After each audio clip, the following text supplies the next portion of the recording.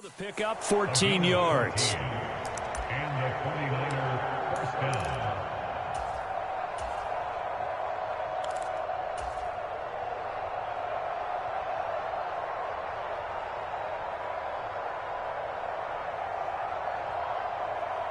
On the set.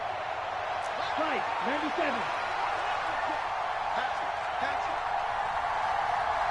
97. In motion, Hill. Walker now on 1st and 10. And he is going to lose yardage here. He'll lose a yard there, and it's 2nd and 11.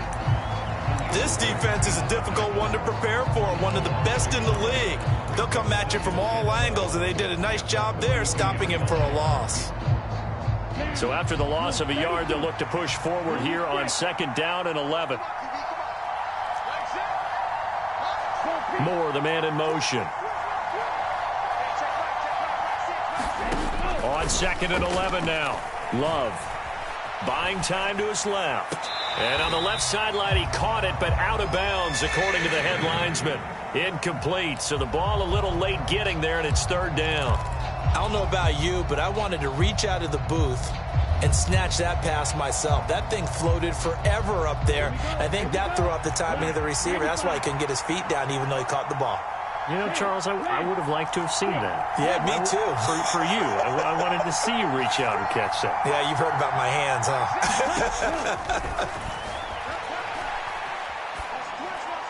And it's going to be incomplete. He was able to catch it there on the right sideline, but out of bounds, says the line judge. And it's going to bring up 4th down. On 4th down, on is Corey Bojorquez to punt. Back deep, Patrick Peterson. They'll send this away into the Rocky Mountain night, and it's a good one.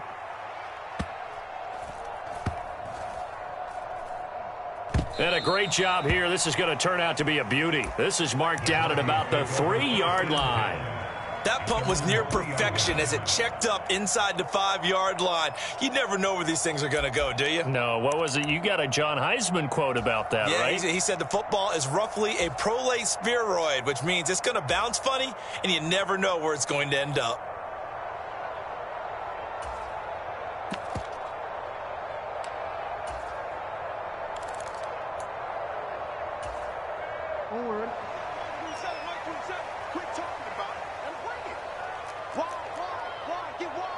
The slot man in motion right.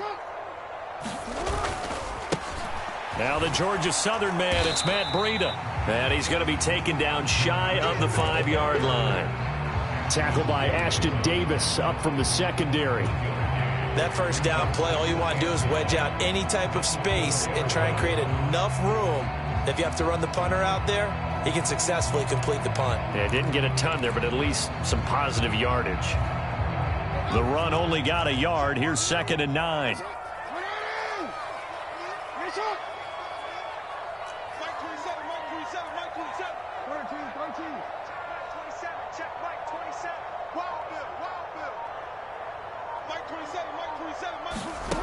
Now it's Jackson. Flushed out right. And seeing nowhere to throw, he chucks this one away from harm. Incomplete. Now it's 3rd down. There's a lot about that play you could easily see coming. Backed up in the shadow of their own goal line, you know they're going to face pressure. He's lucky his arm was going forward. It was close, but it was going forward. Yeah, it could have been a safety or even given up a defensive touchdown. They'd like to avoid punting from their own end zone so they could use something here on 3rd down.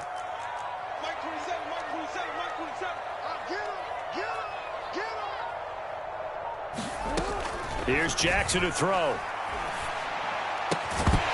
And this pass broken up. Excellent coverage there on 3rd down, as that was not an easy one to hold on to. Here's Thomas Morstead now. And no room for error here as his first punt comes from deep in his own end zone. And he's able to get it out of there, and this is a pretty good kick. Watch out for Hill on the return.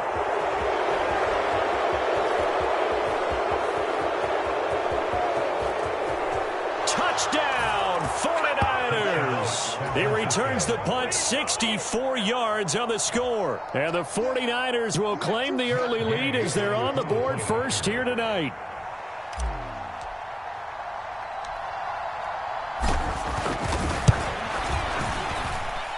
Extra point by Gay is up and good. And it's now a 7-0 game.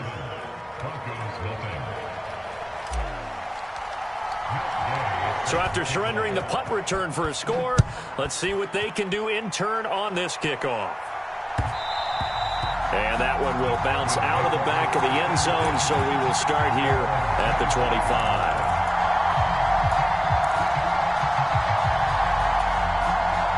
The Broncos onto the field, ready to start their next drive.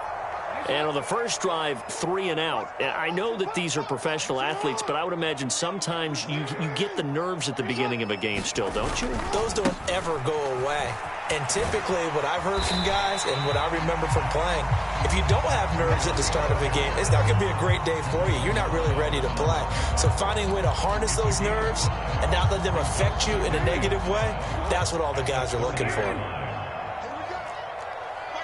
They'll bring a receiver in motion left. From the 30 on second down, Jackson. And down he goes. The 49ers get there. They push him back 8 yards that time on second down. Well, last game he had 2 sacks. Got another one here, picked up right where he left off. Brandon, he spent the entire offseason working on new moves, new techniques, trying to add to his arsenal of pass rush moves. Certainly paying dividends in what we've seen so far.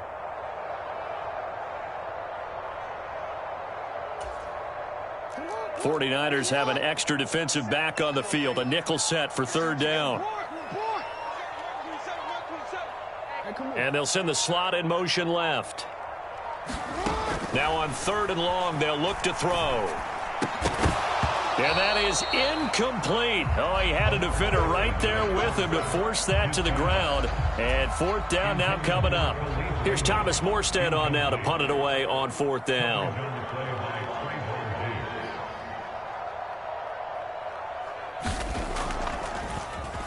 He gets this away as he'll wisely, I'd say, angle this to the sideline. So out of bounds on the punt, and the spot will be, the side judge says, right at the 35-yard line here.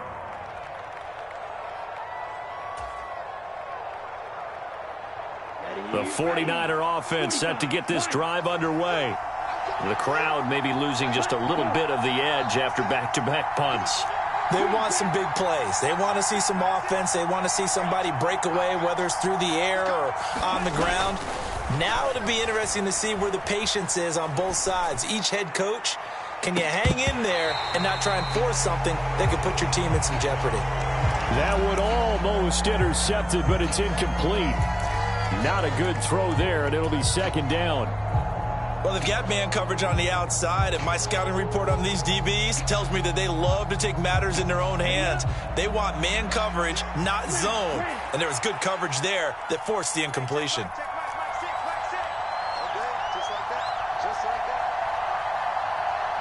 In motion comes the tight end left.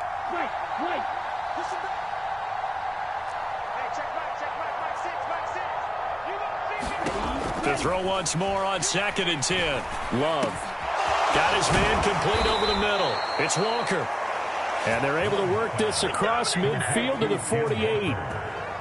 There it is, a staple of most teams' playbooks, the angle route. A lot of times you want to take away that inside route by a back, but when they sell it like he's going to the flat, that is tough on inside linebackers. One false step, and that ball's completed.